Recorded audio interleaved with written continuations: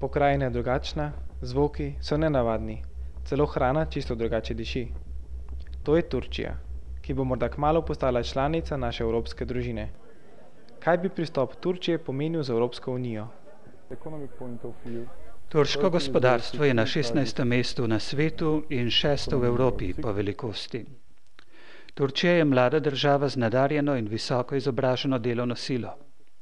To dejstvo je zelo ugodno za Evropo, katere prebivalstvo se hitro stara.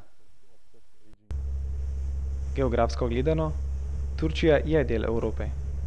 Turčija je edina država na svetu, ki leži na dveh celinah.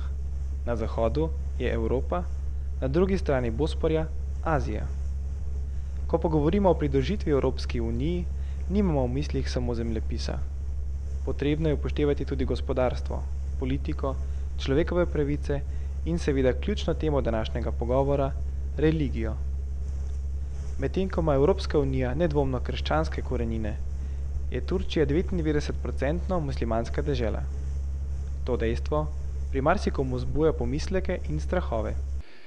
Islam ni nekaj, česar bi se Evropa morala bati ali bi se morala čutiti ogroženo. Nikakor ne. Vemo, da je islam v Evropi ima že svojo zgodovino, da je šel ta proces sekularizacije ali pa sekularnosti, ki pa v drugih državah ali pa drugih kontinentih še ni šel. Udeleženci okrogle mize so se strinjali, da zahodna publika povezuje islam z grožnjo fundamentalizma in terorizma. To negativno vpliva na pogovore o pridružitvi Turčije EU. Ameriški veleposlanik Musomeli in turški diplomat Bajar sta se strinjala, da Evropa ne bi smela biti zaprt klub krščanskih držav. Že pri okrogli mizi sem rekel, da religija ne bi smela biti merilo za pripustitev k Evropski uniji. Prava merila bi morala biti povezana z univerzalnimi vrednotami, kot so pravna država, demokracija, človekove pravice, ne pa religija.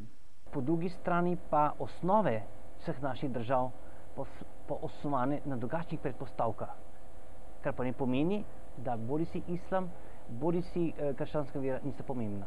So pomembna za naše življenje, po drugi strani pa države funkcionirajo ali pa se dogovarjajo na drugačnih temeljih.